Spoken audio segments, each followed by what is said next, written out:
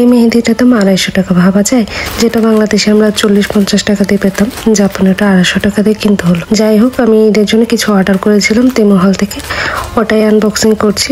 ভাবলাম আপনাদের সাথে শেয়ার করি কি কি কিনলাম ঈদের জন্য। যেটা দেখাচ্ছি এটা হচ্ছে টেবিল রানার। গত বছরও টেবিল রানার নিয়েছিলাম, বাট আনফর্চুনেটলি ওটা ছোট নিয়ে ফেলেছিলাম, আমি বুঝতে পারিনি। এবার মাশাআল্লাহ অনেক বড় নিয়েছি।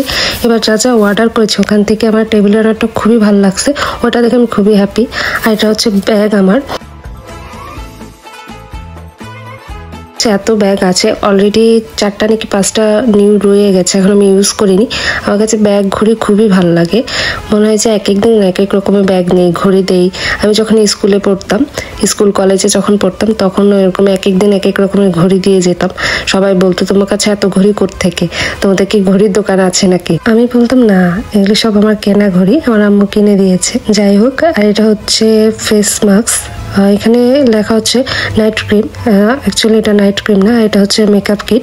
আমি যখন দেখেছিলাম এই মেকআপ কিটগুলি মাশাআল্লাহ বড়ই ছিল, বাট এখন যখন আমার হাতে আসলো এত ছোট ছোট, মানে দেখে আমি এত মনটা অনেক খারাপ হয়ে গেছে আমার, কি বলবো।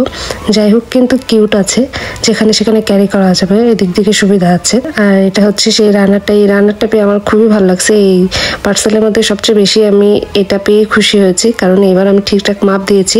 আর যে মাপ দিয়েছি, এই যেরকম আশা করেছি এটার চেয়েও দ্বিগুণ বড় ছিল। আমি অনেক হ্যাপি হয়েছি এটা পেয়ে। আর ভেবেছিলাম এই কালার যেগুলো করা ছিল এগুলো ব্লক করা ছিল, ব্লক প্রিন্টে ভেবেছি, আসলে ওগুলি ব্লক প্রিন্ট ছিল না, ওগুলি সুতাই ছিল।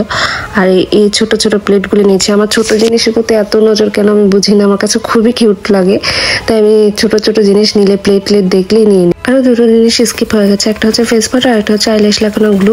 এগুলো এক সাইডে পড়েছিল, তাই আমি দেখাতে পারিনি। ভিডিও করা শেষ করার পরে আবারও ভিডিও করতে হলো, ভাবলাম যে আপনাদেরকে দেখিয়ে দিই।